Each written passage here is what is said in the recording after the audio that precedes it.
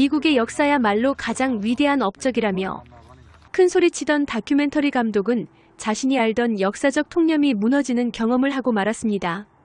그가 마주한 진실에 다리가 풀려 주저앉고 말았죠. 거짓이라고 소리치며 부정해봐도 이미 자신도 알게 되어버렸습니다.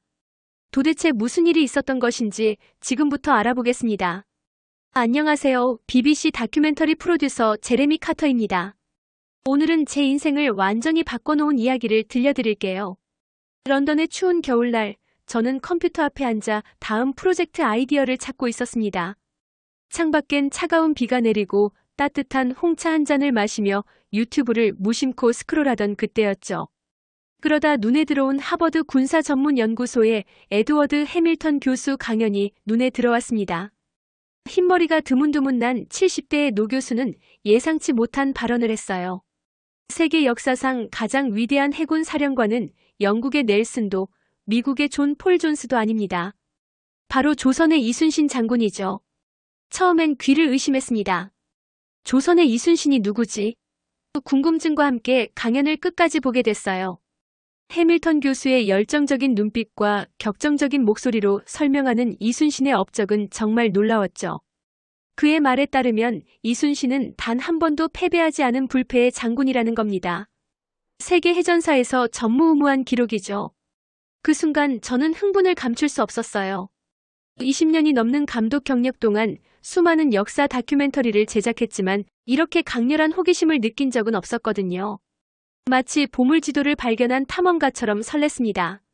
다음 날 아침 서둘러 대학 도서관으로 향했어요. 이순신에 관한 영문 자료를 찾기 위해서죠. 놀랍게도 자료는 극히 제한적이었습니다. 넬슨이나 존 폴에 관한 책은 수십 권이 꽂혀 있는데 이순신에 관한 책은 겨우 2권뿐이었어요. 역사는 이렇게 불공평하구나라는 생각이 들었죠. 곧바로 에드워드 교수에게 이메일을 보냈습니다. 제목은 이순신 장군 잊혀진 세계 최고의 제독이었죠. 30분 만에 답장이 왔어요. 교수는 제가 관심을 보인 것에 열광적으로 환영한다며 다음날 화상통화를 제안했습니다. 그리고 그 통화는 제 인생의 전환점이 되었어요.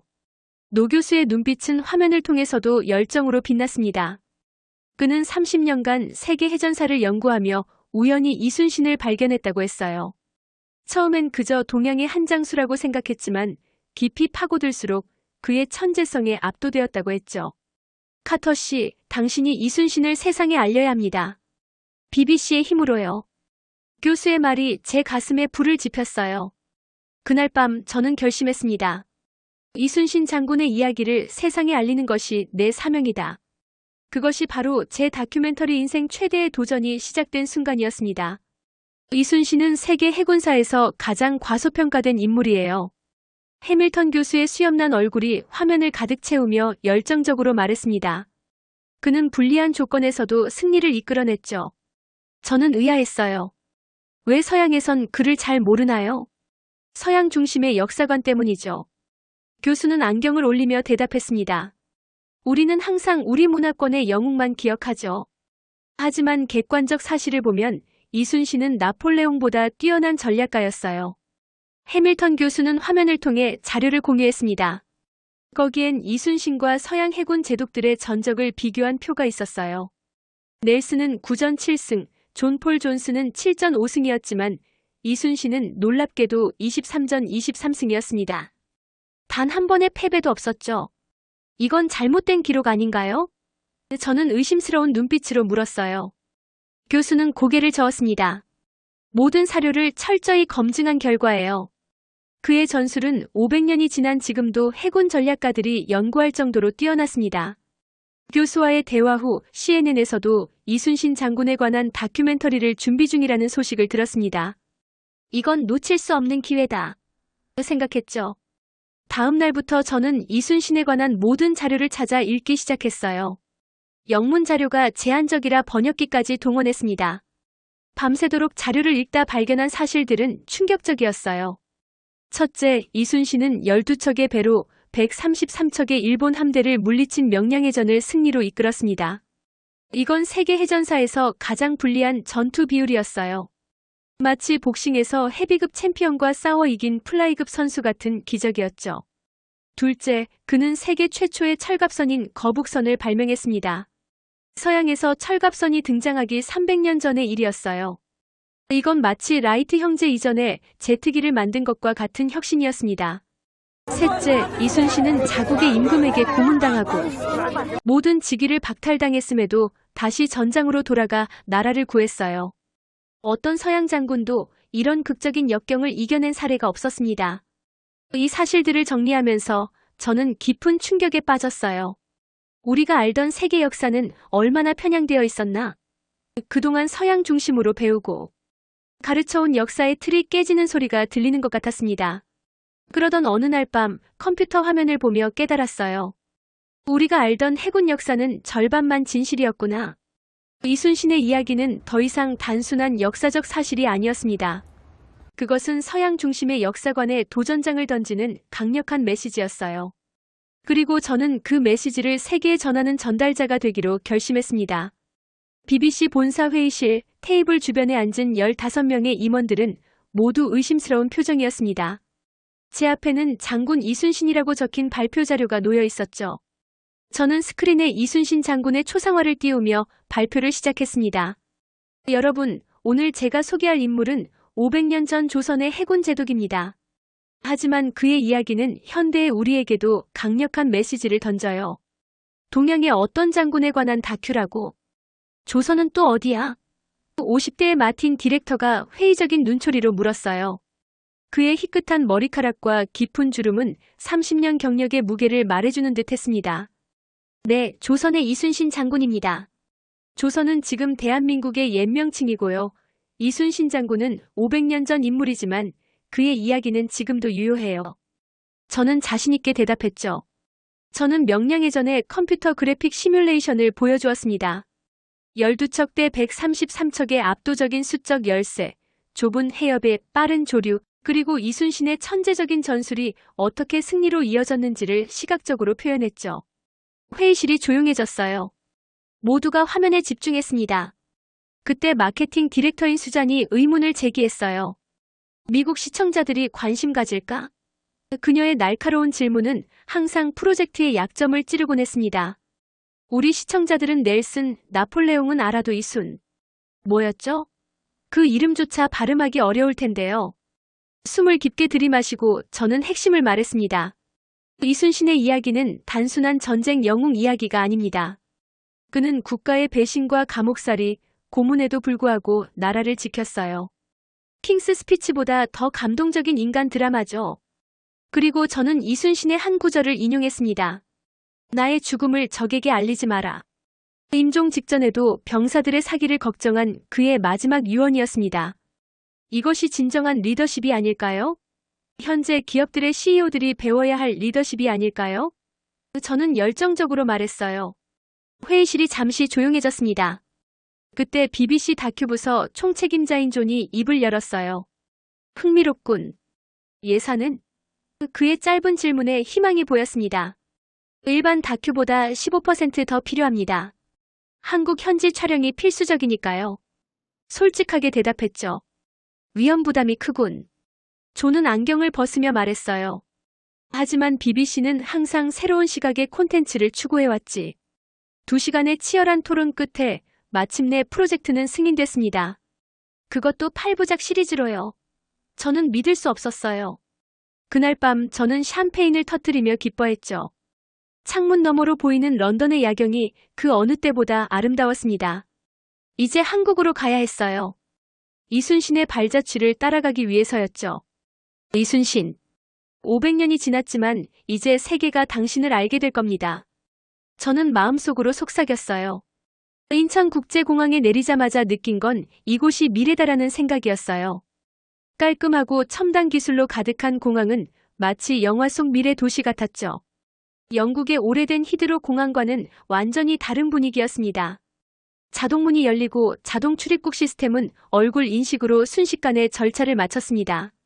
이런 나라가 500년 전 이순신을 낳았구나 하는 생각이 들었죠. 공항에서 저를 맞이한 서울대 역사학과 강만길 박사는 60대 중반의 온화한 인상을 가진 학자였어요. 뿔테 안경 너머로 빛나는 그의 눈동자에서 지식의 깊이가 느껴졌습니다. 카터 씨, 한국에 오신 걸 환영합니다. 이순신 장군의 나라에 오신 겁니다. 그의 영어는 유창했고 목소리에는 자부심이 넘쳤어요. 첫날 강 박사와 함께 통영으로 향하는 KTX를 탔습니다. 창밖으로 지나가는 한국의 풍경은 도시와 자연이 조화롭게 어우러져 있었죠. 초고층 빌딩들 사이로 보이는 산과 강은 마치 현대와 전통이 공존하는 한국의 모습을 상징하는 것 같았어요. KTX 안에서 강 박사는 열정적으로 한국 역사를 설명했습니다. 그의 눈빛은 마치 타임머신을 타고 과거로 여행하는 것처럼 생생했어요. 조선은 16세기 말 임진왜란 때 일본의 침략을 받았습니다. 20만 대군이 바다를 건너 한반도를 침략했죠. 강 박사의 목소리가 약간 떨렸습니다. 대부분의 장수들이 도망갔지만 이순신은 달랐어요. 그는 죽음을 두려워하지 않았죠. 열차는 빠르게 남쪽으로 달렸고 강 박사는 계속해서 이야기를 이어갔습니다. 유럽의 기술 지원을 받은 일본군의 조총, 조선 조정의 무능함, 초반 전투에서의 패배. 그 와중에 이순신이 어떻게 바다에서 연승을 거두었는지 듣고 있자니 마치 영화 한 편을 보는 것 같았어요. 통영에 도착했을 때는 이미 해가 지고 있었습니다. 항구 도시의 석양은 바다를 붉게 물들이고 있었죠. 이순신도 이런 석양을 보았을까? 하는 생각이 저절로 들었어요. 저녁으로 처음 맛본 충무김밥은 잊을 수 없는 맛이었습니다. 단순해 보이지만 깊은 맛이 있는 이 음식이 어쩐지 이순신 장군 같다는 생각이 들었어요. 충무는 이순신 장군의 시호예요. 강 박사가 설명했죠. 충은 충성, 무는 무예를 뜻합니다. 이 작은 김밥도 그의 이름을 따서 만들어졌어요. 작은 김밥 하나에도 역사가 담겨 있다니 정말 놀라웠습니다. 한국인들에게 이순신은 단순한 역사 속 인물이 아니라 일상 속에 살아 숨쉬는 존재라는 것을 느꼈어요. 저녁 식사 후 우리는 통영의 작은 언덕에 올랐습니다. 거기서 바라본 밤바다는 신비로웠어요. 달빛이 물결 위에 반짝이고 멀리서 어선들의 불빛이 별처럼 빛났죠. 저기가 한산도 해역입니다. 강 박사가 바다를 가리키며 말했어요. 내일 우리가 갈 곳이죠. 그날 밤 호텔 창문 너머로 보이는 바다를 보며 생각했어요. 이순신이 지켰던 바다가 바로 이곳이구나. 갑자기 500년의 시간이 순간적으로 좁혀지는 느낌이었습니다. 그리고 이순신의 이야기를 세계에 알려야 한다는 사명감이 더욱 강하게 느껴졌어요. 다음 날 아침 우리는 작은 배를 타고 한산도로 향했습니다. 푸른 바다 위로 떠있는 수많은 작은 섬들이 마치 동화 속 세계처럼 느껴졌어요. 바닷바람은 차가웠지만 내 마음은 뜨거웠죠. 강 박사는 배 위에서 한산 대첩에 대해 열정적으로 설명했습니다. 이곳에서 이순신 장군은 하객진 전법으로 일본 함대를 무찔렀어요. 하객진은 학의 날개처럼 퍼지는 전술로 적을 포위하는 방식이죠. 그의 손짓은 마치 그날의 전투를 직접 본 것처럼 생생했어요. 바다 위에서 배의 위치를 설명하는 강 박사의 모습은 마치 전투를 재현하는 지휘관 같았습니다. 일본 함대는 서쪽에서 들어왔고 이순신의 배들은 이곳에 숨어 있었어요. 그는 작은 섬 뒤편을 가리켰습니다. 이순신은 몇 척의 배로 적을 유인한 다음 하객진 대형으로 일본 함대를 포위했죠. 저는 바다를 바라보며 상상했습니다. 500년 전 이곳에서 목숨을 걸고 싸웠던 수천 명의 병사들. 적의 수는 훨씬 많았지만 이순신의 지휘 아래 승리를 거두었던 그 순간에 한산도에 도착해 해전 유적지를 둘러보는데 갑자기 소나기가 내렸어요. 우산도 없이 비를 맞으며 걷던 그 순간 문득 이런 생각이 들었습니다. 이순신도 이런 비 내리는 날에 작전을 짰을까? 강 박사가 미소 지으며 답했어요. 그럴지도 모르죠. 그는 날씨와 바다 조류까지 계산해 넣은 전략가였으니까요. 현대의 컴퓨터 없이도 복잡한 해양 조건을 모두 분석했죠. 비에 젖은 채로 우리는 전망대에 올랐습니다. 그곳에서 바라본 한산도 바다는 장엄했어요. 수백 척의 배가 격돌했을 그 바다는 이제 평온하게 빛나고 있었죠. 전망대에서 강 박사는 이순신의 전략을 더 자세히 설명했습니다. 이순신은 해류의 방향과 강도, 시간 대별 변화, 바람의 방향까지 완벽하게 계산했어요.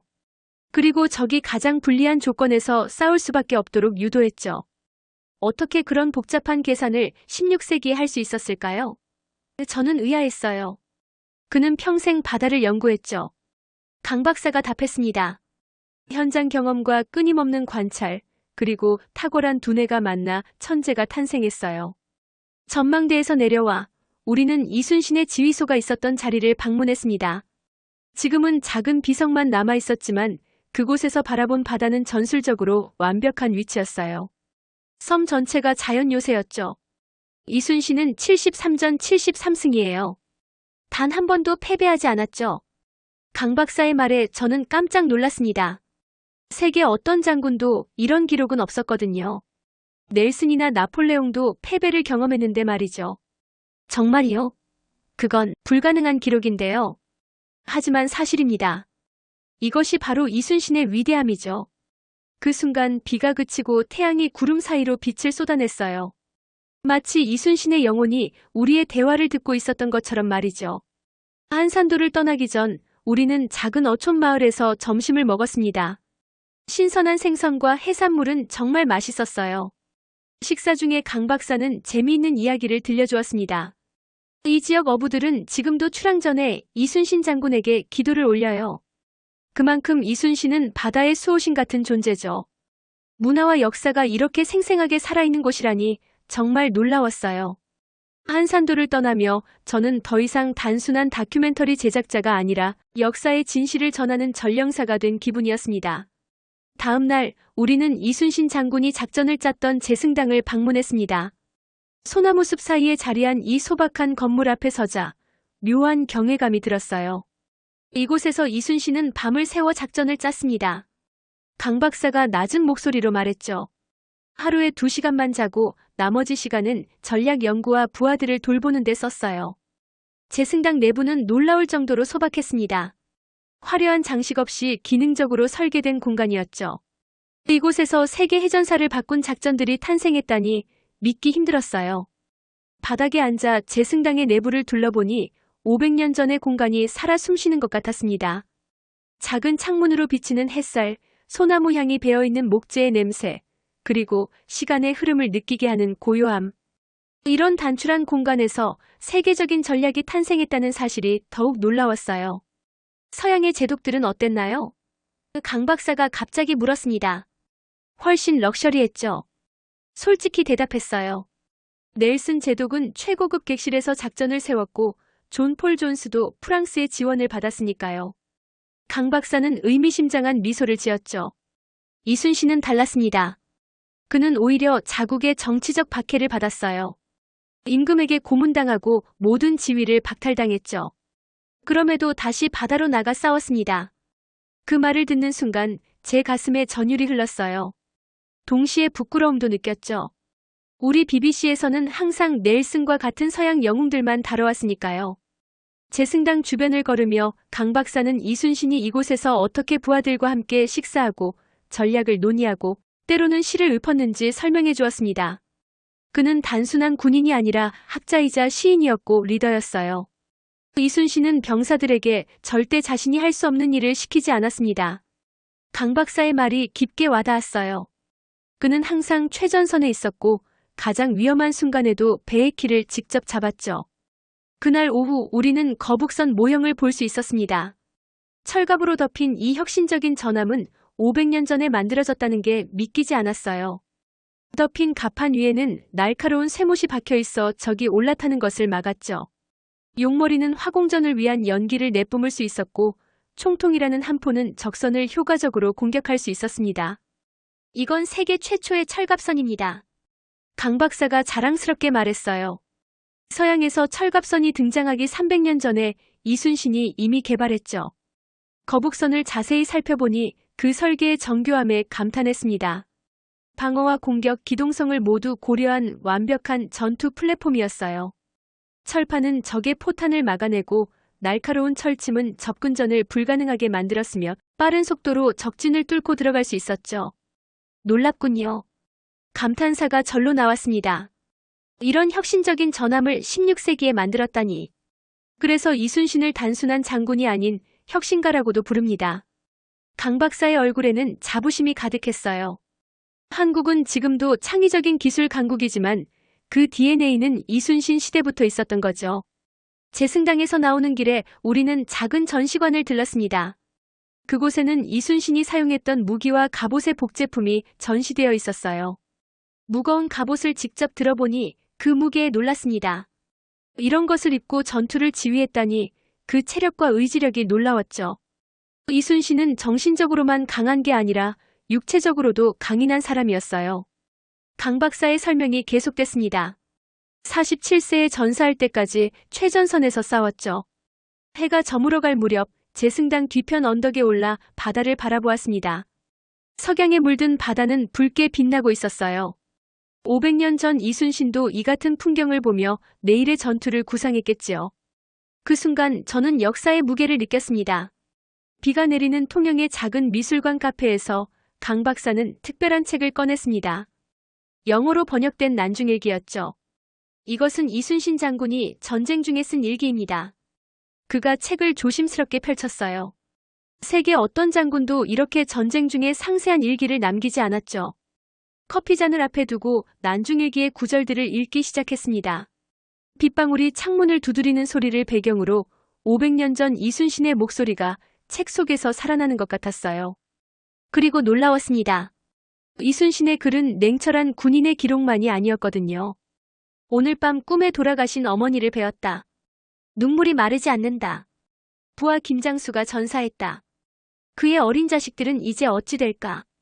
폭풍으로 배들이 파손되었다. 민간인 피해가 없기를 바랄 뿐이다. 이 글들을 읽으며 저는 이순신의 인간적인 면모에 깊이 감동했어요. 그는 철의 장군이 아니라 따뜻한 심장을 가진 인간이었습니다.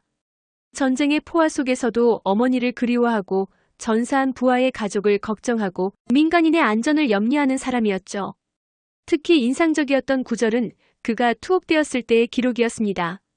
임금의 잘못된 판단으로 투옥되고 모든 관직이 박탈되었을 때 그는 자신의 억울함보다 나라의 위기를 걱정했어요.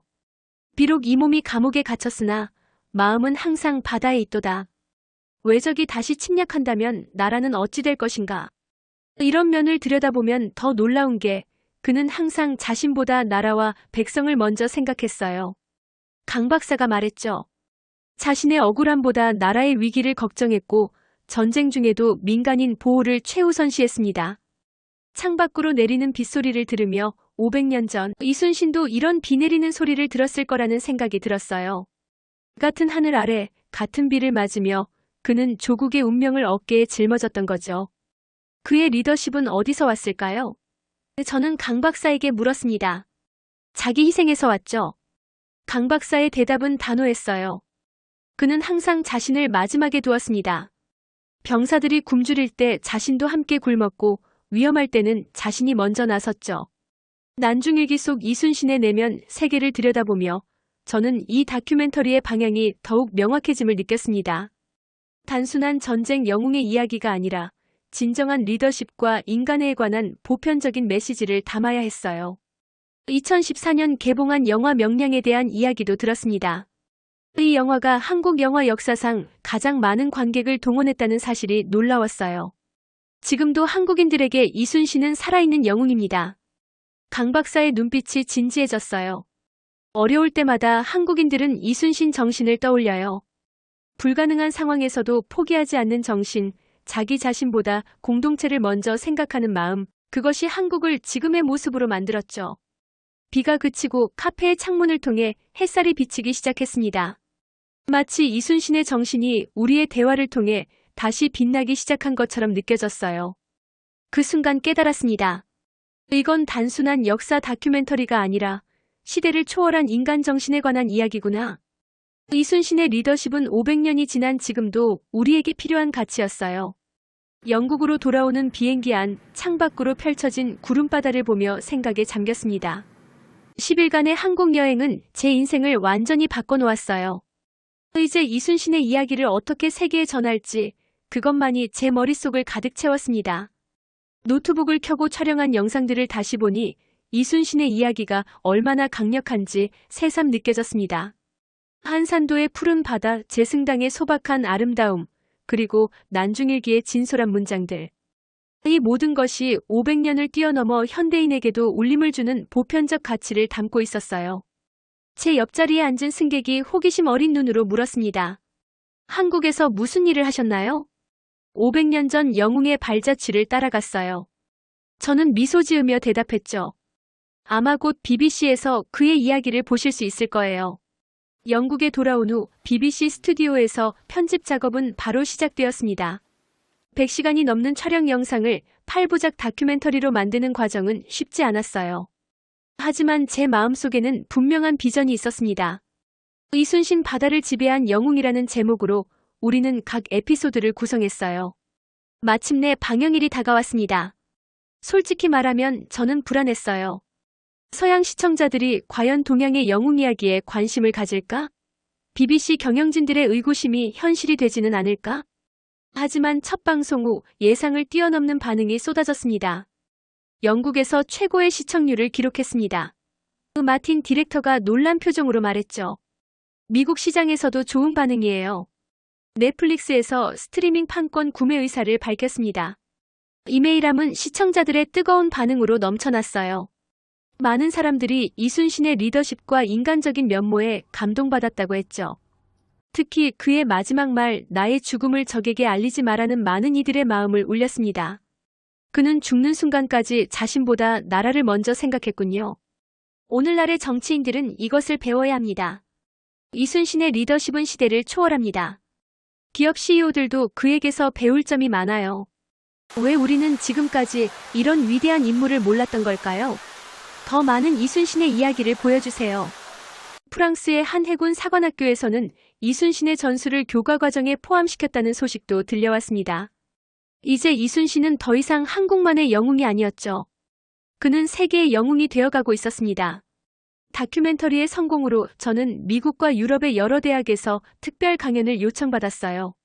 하버드 대학에서 열린 특별 강연에서 저는 이렇게 말했습니다. 이순신 장군은 우리에게 진정한 리더십이 무엇인지 가르쳐줍니다. 그것은 화려한 언변이나 타고난 카리스마가 아니라 역경 속에서도 자신의 신념을 지키는 용기, 국가와 국민을 자신보다 우선시하는 희생정신입니다. 500년이 지난 지금 우리는 그 어느 때보다 이런 리더십이 필요한 시대를 살고 있습니다. 강연이 끝난 후 한 학생이 다가와 물었어요. 다음엔 어떤 다큐멘터리를 만드실 건가요? 미소를 지으며 대답했습니다. 세계에는 아직 알려지지 않은 위대한 이야기들이 많아요. 이순신처럼 시대를 초월한 영웅들의 이야기를요. 우리는 서양 중심의 역사에서 벗어나 더 넓은 세계의 이야기를 들어야 할 때입니다. 1년 후 저는 다시 한국을 방문했습니다. 이번에는 100명의 영국 학생들과 함께였어요. 이순신 리더십 투어라는 프로그램으로 젊은이들에게 이순신의 정신을 전하기 위해서였죠. 한산도에 도착한 날 우리는 이순신 장군 동상 앞에 모였습니다. 그곳에서 저는 학생들에게 말했어요. 이순신 장군은 단순한 역사 속 인물이 아닙니다. 그는 오늘날 우리에게 가장 필요한 가치, 진정한 리더십의 본질을 보여주는 영원한 스승입니다. 그의 불굴의 정신과 희생 정신은 국경과 시대를 초월해 우리 모두에게 영감을 줍니다. 이순신 장군이 이제 대한민국을 넘어 전 세계에서도 인정받는 장군이 되었습니다. 자랑스러운 이순신 장군의 업적에 대해 아시는 게 있으시다면 댓글로 남겨주세요. 오늘도 행복한 하루 되세요. 감사합니다. 해피코리아였습니다.